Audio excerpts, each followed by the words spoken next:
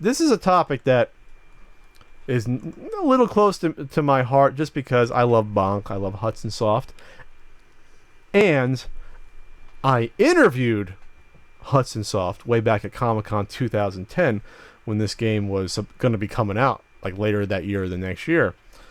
We're talking about Bonk, Brink of Extinction. So if you remember the heralded Bonk series of games, there was 4 of them. If you don't count the Game Boy one, I guess it's 5. You know, you had Bonk 1, 2, and 3 on the TurboGrafx 16. The CD version was mostly the same game. There was like an extra couple levels and different music for Bonk 3 CD. And then you had Super Bonk on Super Nintendo, and you had the Game Boy one, which I honestly don't know what version that is. I believe it. I played it when I was a kid. I haven't played it recently, but I know the first boss is the same as the first boss on the Turbo and NES. So it's probably based off the NES version. Yeah, they probably just did whatever. So Bonk, Brink of Extinction. I should put an annotation to my 6-year-old video of my short hair pat. I interviewed the guy working there, and it seemed like they were actually, from what I can remember from the conversation, I should have watched it before talking about this. They were incorporating different elements, but also trying to do this throwback one. So I remember, like, you can get, like, I think ice breath in the game. You can get firehead. You can, smack people. But they were dropping hints that there was going to even bring back Big Bonk. From Bonk's Revenge, like the size of the screen. So it seemed like they wanted to do something back before Hudson Soft got gutted by Konami when they were bought out, that they were trying to do something faithful. You might not agree, but I saw the gameplay footage. I looked at the game a little bit. I mean, the graphics style was obviously updated. It wasn't, it wasn't sprite based. It looked like it was, 3D-ish in a way. But it seems like online though, someone got a version of the game. I guess you can call it an alpha build. And now it's out there to watch. Yeah, 15 minutes of it. It was released by P2P Online, which I'm not totally familiar. I think they try to preserve games like this, games that never came out. Yeah, because they talk about trying to get a later version. So what's there looks relatively finished, but it's not a finished game. Yes. So it was, definitely on its way.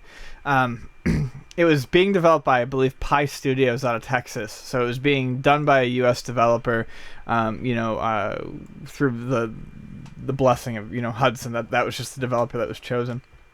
The game itself didn't look particularly all that impressive. No, the graphics style I don't like, but it has the elements. You can go upside down in the air and bonk on the head. You can go underneath and hit multiple times. So all the elements are there. It looked like basically all the other types of I feel like re-releases or rehashes or reboots of series that were going on at the time, like the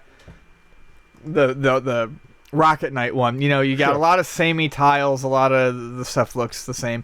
But it is just a shame that, really, it's not so much that I think that this game would have necessarily been great, but it's a bitter reminder of the fact that at least one of my favorite developers, and I know one of Pat's favorite developers, their properties are gone. And this is what happens when buyouts occur, and people complain about, Konami's IPs going down the dumpster, but you forget that you're losing a shitload of other IPs too. And if they don't decide to ever sell them, these games are gone.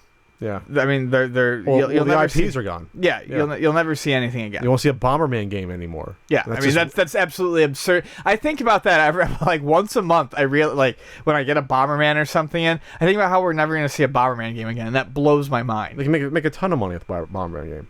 They put it on the Wii U or something for like a $10 game. All you had to do was make the same game over and over again. That's all they ever did, and it sold like hotcakes each and every time because Bomberman's fucking fun. So yeah, I'm looking at some of the gameplay footage. There's like a spiky helmet, like a rhino helmet. You can run into enemies. Game Boy? Huh? You said Game Boy footage. Oh, excuse me. Gameplay footage. Yeah, I was gonna say there was aspects of it that reminded me almost of Kid Chameleon, because it seemed like there were different helmets that he could wear. Looks like there's a double jump they put in the game, which is odd to me, but okay. Especially because you're immediately supposed to start flipping when you jump again. And sure, ice breath. Yeah, you can make an ice. I do remember this from 6 years ago. Like you can do an ice block, and then you can shatter it with the enemy inside of it. So they were trying some things out. You can still climb up with your teeth. It looks like. That's sad. Come on, man. Get Bonk back somewhere. So, come on, Konami, sell it to me. Come on. I'll do a Kickstarter. It really makes me happy, though, to know that there are people out there who are still able to get their hands on this stuff. What you said you interviewed in 2010. Yeah, 2010. So, I think it was 2010. 6 years later, we still have code that's preservable that shows that at least something was being done. Sure. Yeah, it's on someone's hard drive. There's one scene where Bonk's getting fish out, jumping out, and he's throwing at this dinosaur that looks like he has a crop whip thing. Yeah, I was trying to figure the that hell? out myself. I was just too. seeing of a giant dinosaur. It definitely didn't seem to fit with the rest of the series. It looks like the original enemy, the big green dino, and he's walking around in a circle around them. So I think this would have been cool. I mean, if like a $10 game, like nothing. Well, it was supposed to be $10. It was already slated at 800 points, which at that time for Microsoft would have been $10. All right. Well, it just makes me sad, Hudson Soft. The bee shall never die. Hopefully.